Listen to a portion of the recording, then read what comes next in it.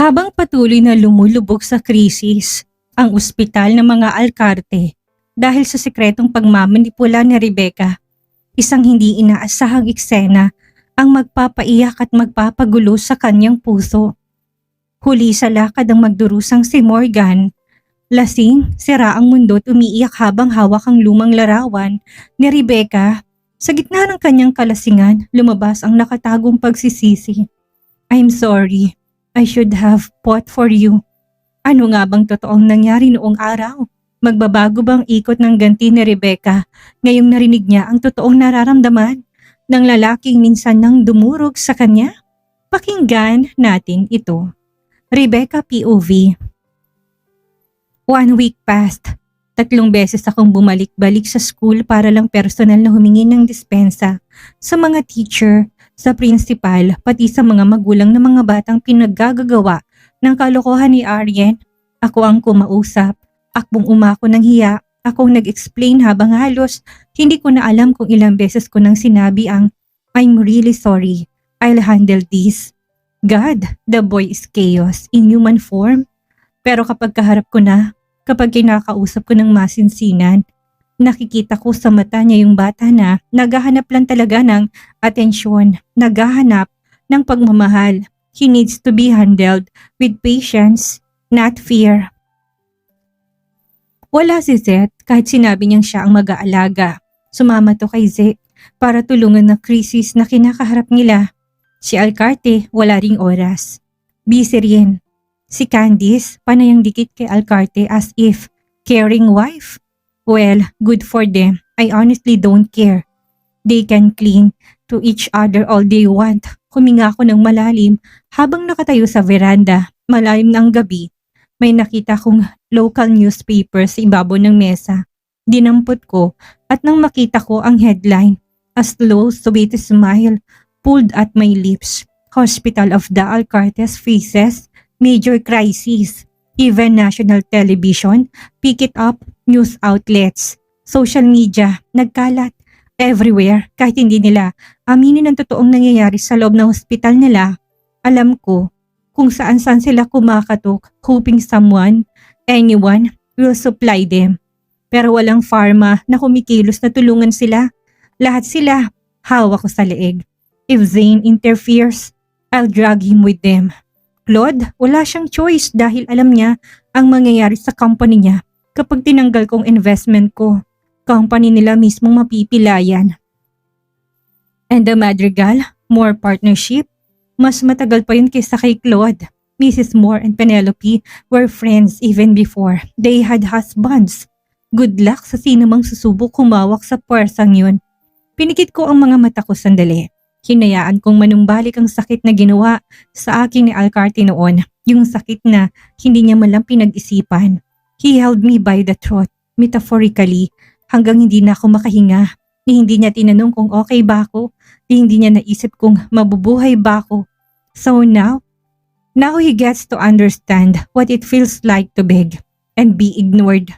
What it feels like to drown with no one pulling you out. What it feels like to realize you're powerless. Kung anong ginawa niya sa akin noon, ibabalik ko ng triple. Kung iniwan niya akong walang boses, papatikimin ko siya kung paano mawala ng mundo.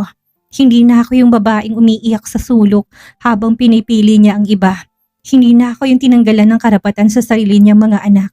If the road to justice turns me into a villain, then so be it.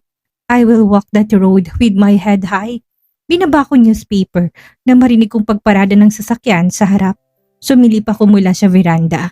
Una kong nakita si Zet at Jake bumaba at sa aura pa lang nila, bagsak ang balikat. Alam kong walang nangyari sa lakad nila. Sumunod na dumating ang sasakyan ni Alcarte. Huminto at bumaba si Candice at siya. Pagod ang mukha ni Alcarte na wala nang yabang na dati kong nakikita sa kanya. Wala ang tikas and most of all, powerless. He looked drained, lost, beaten. Si Candice, she looked the same, walang kahit na anong sympathy. Walang awareness. Walang pakialam. She was just there like an accessory trying hard to be relevant. Akmang titingala si Alcarte sa kinaroroonan ko, mabilis akong tumalikod at umalis mula sa veranda. Bago pa niya ako makita, And deep inside me, my resolve hardened like steel. This is only the beginning. Babalik na sana ako sa kwarto ko nang mapalingon ako sa bar area. Nandun si Morgan. Mag-isa at umiinom. Nakayuko siya. Nakasandal ang siko sa counter. Hawak ang baso na parang yun na lang ang nakakapit sa kanya. The way his shoulders were slumped. Hindi yun basta pagod. Yun yung itsura ng taong nilalaman ng problema. Yung parang kahit na anong hingang gawin niya, masikip pa rin ang mundo. Parang may bigat sa paligid niya, nakabagsak sa likod niya. Halatang hindi simple body. It felt deeper, darker, something he couldn't escape. Napatingin ako sa orasan sa dingding.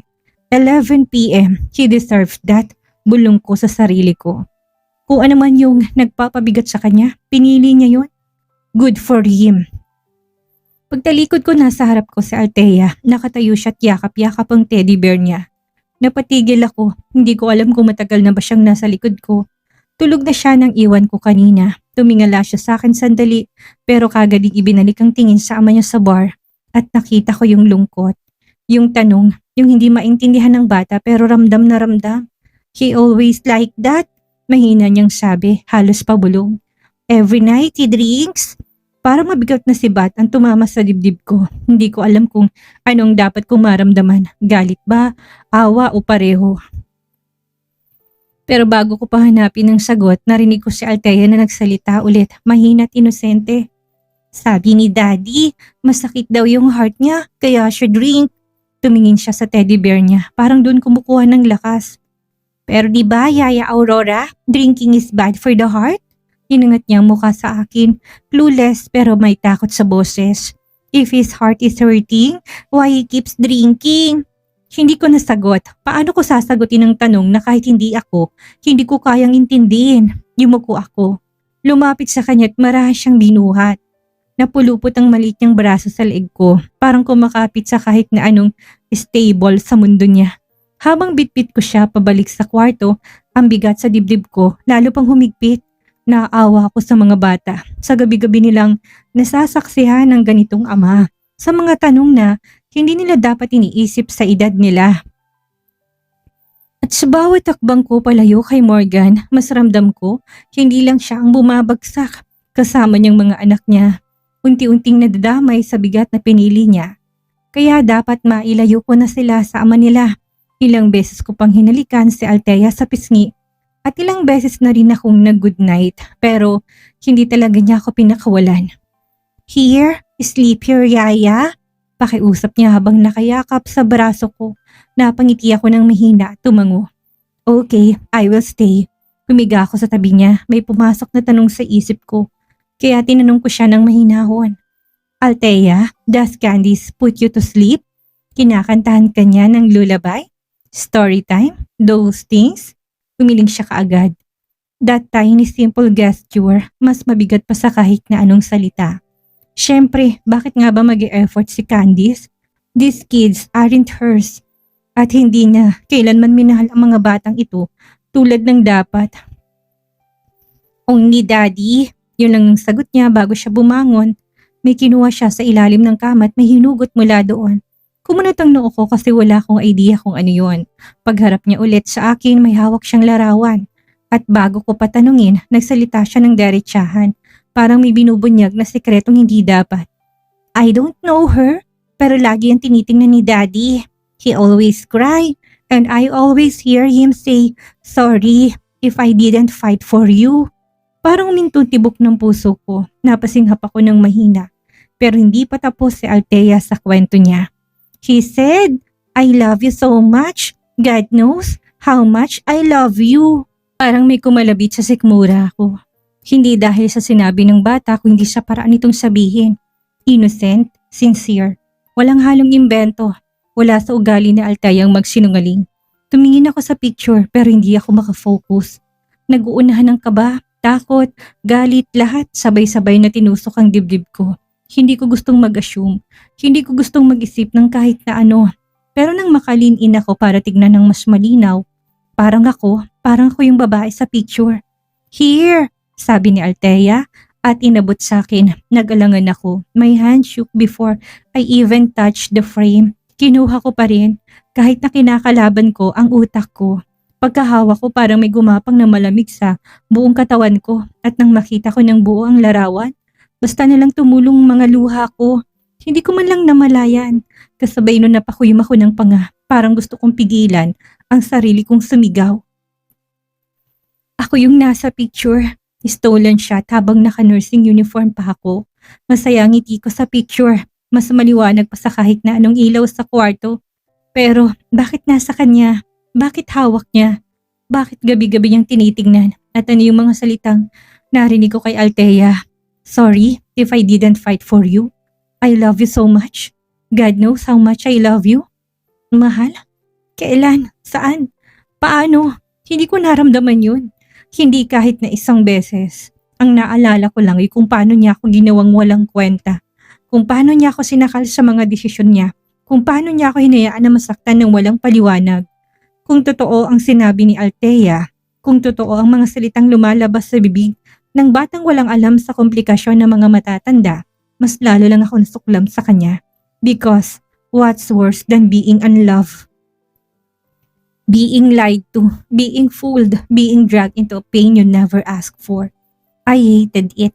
Mas lalo ko siyang kinamuhian sa bawat segundong tinititigan ko ang larawan. Kung totoo man ang lahat ng yun, then Morgan created the mess he has no right to drag me into. And I swear, habang nagigigil ang kamay ko sa hawak kong frame, he will never get the chance to break me again.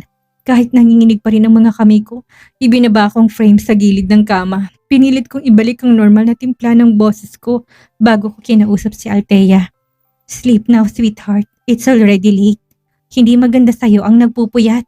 Tumango siya, nag-inat pa, tapos napahikab ng malaki. Mabuti si Aryan, mabilis makatulog. Dala siguro ng pagiging makulit. I pulled her close and started humming a lullaby.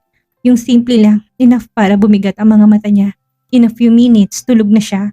Payapa, walang alam sa kaguluhan ng mundong ginagalawan namin.